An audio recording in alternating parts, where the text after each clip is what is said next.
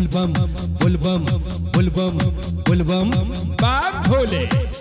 2 टका के बतासा चढ़ाई ओ भोलेनाथ, 2 टका के बतासा चढ़ाई, 2 टका के बतासा चढ़ाई ओ भोलेनाथ, 2 टका के बतासा चढ़ाई।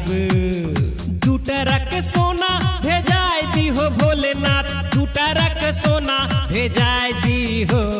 2 टका के बतासा चढ़ाई ओ भोलेनाथ, 2 टका के बतासा चढ़ाई, 2 टका के बतासा चढ़ाई ओ भोलेनाथ, 2 टका के बतासा चढ़ाई। बाप भोले। अबे चेला 2 रुपया का बतासा चढ़ाकर 2-2 टरक सोना मांगता है। हो बाबा, साहब को चूना लगाते हैं, सोचे कि आपको भी लगाइए देते हैं। ये कलयुग है, इसीलिए भगवान प्रसाद खाते नहीं हैं। भगवान का प्रसाद भक्त ही खा जाते हैं और भगवान फल भी देते हैं। इसीलिए तो भगवान भगवान है। इनके जैसा कोई नहीं, इनके जैसा कोई नहीं, इनके जैसा कोई नहीं।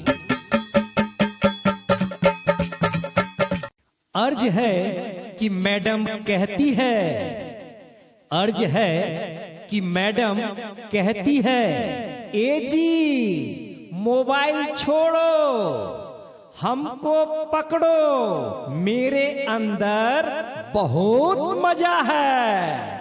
पति कहते हैं, तुम्हारे पास 1 घंटा अगर बैठ गए तो 10 दिन डॉक्टर के पास चक्कर लगाना पड़ता है। कभी कहती हो माथा में दर्द है, कभी कहती हो पेट में दर्द है, कभी कहती हो कमर उठता नहीं है, कभी कहती हो घुर्मी लगता है, कभी कहती हो काम करने का मन नहीं करता है।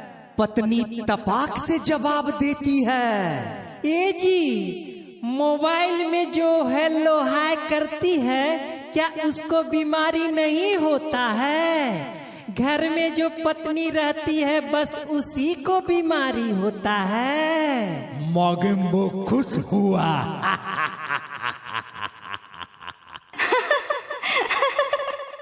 जब से चाहत और आवश्यकता बढ़ गया, जब से चाहत और आवश्यकता बढ़ गया, ईमान और ईमानदारी चला गया, ईमान और ईमानदारी चला गया। भरोसा और विश्वास कागज का पन्ना है, भरोसा और विश्वास कागज का पन्ना है।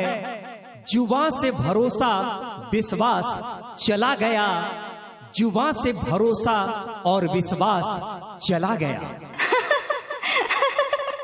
कहते हैं जब से लोगों का वस्त्र छोटा हुआ, कहते हैं जब से लोगों का वस्त्र छोटा हुआ, तब से लोगों का स्तर गिर गया, तब से लोगों का स्तर गिर गया। जब चाहत लंबी हो गई, जब चाहत लंबी हो गई, तब सब कुछ नंगा हो गया, तब सब कुछ नंगा हो गया, तब सब कुछ नंगा हो गया। अच्छे काम करने वालों के पीछे टांग खींचने वाले 1000, अच्छे काम करने वालों के पीछे टांग खींचने वाले 1000।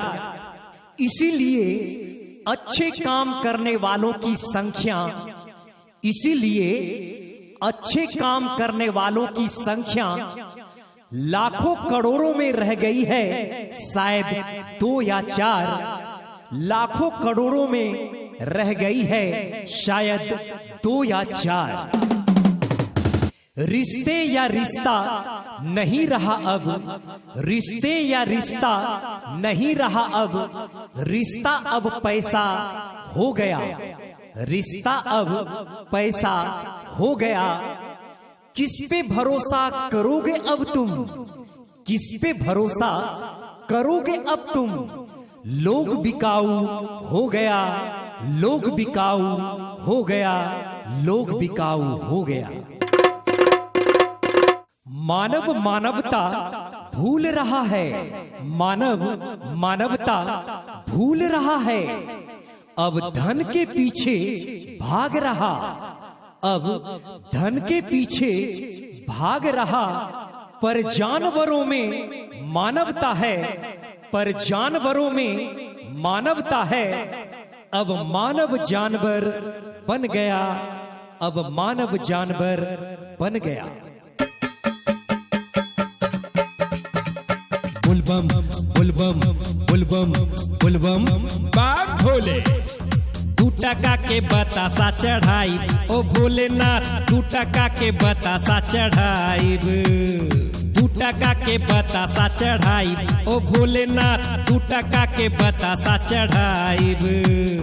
2 टरक सोना भेजाय दी हो भोलेनाथ, 2 टरक सोना भेजाय दी हो।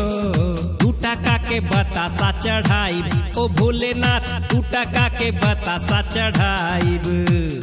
2 टका के बतासा चढ़ाई, ओ भोलेनाथ 2 टका के बतासा चढ़ाई।